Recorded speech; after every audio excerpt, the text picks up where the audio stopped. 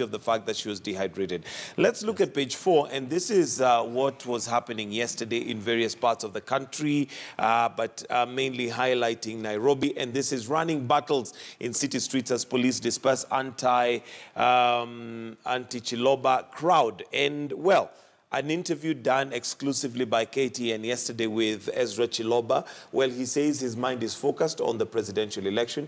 He's not about to quit, despite the fact that we have quite a number of Kenyans who feel that because of what happened during the election, he needs to go home. Yeah, the decision on whether or not to resign or step aside, especially when it comes to public offices, is more or less a personal, individual decision. Because on one side, you have legal provisions which provide a process of removing people from office. As in his position, he is the CEO.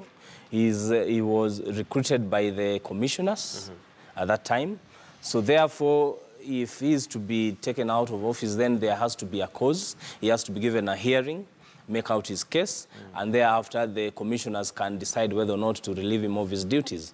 But as it is right now, NASA, they're saying that Chiloba is the face of the secretariat, being that the secretariat was in charge of logistics operations, and there were some certain issues which they faced. Then therefore they're saying that then this person should ordinarily not be in office to manage the next elections. By virtue of the fact that they mismanaged it. Yeah. So the decision whether or not to step down, I think it is individual.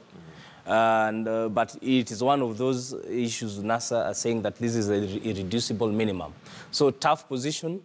He's come out and said, I'm not going anywhere, I'm discharging my duties. So it's very interesting to see how all this is going to play out. But again, traditionally in Kenya, we have not had anybody, or rather, we've had very few cases, if at all any, of anyone resign simply because they feel that the responsibility which they were supposed to discharge was not done correctly or in order. They tend to wait until either they are fired or literally they are found guilty. But there you go, that's what was happening yesterday and in various parts of the country. And of course, we'll wait to hear what NASA's plan is as to whether they're going to continue with those protests every Tuesday or what the plan is. That took place yesterday. Of course, the opposition leader was taken to task as to why he did not attend the demonstrations. But his answer was that generals don't always go into the battlefield. Yes, and there's another issue which I think we have also missed, that it's on the Star.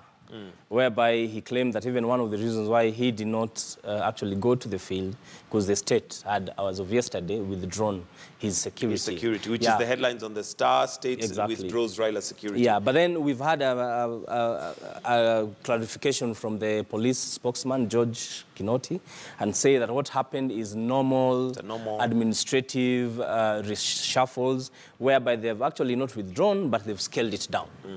Both for Mr. Raila Odinga and also the former vice president. Well, of course, I'm sure Kenyans would be left wondering. That timing seems very suspect. But there you go.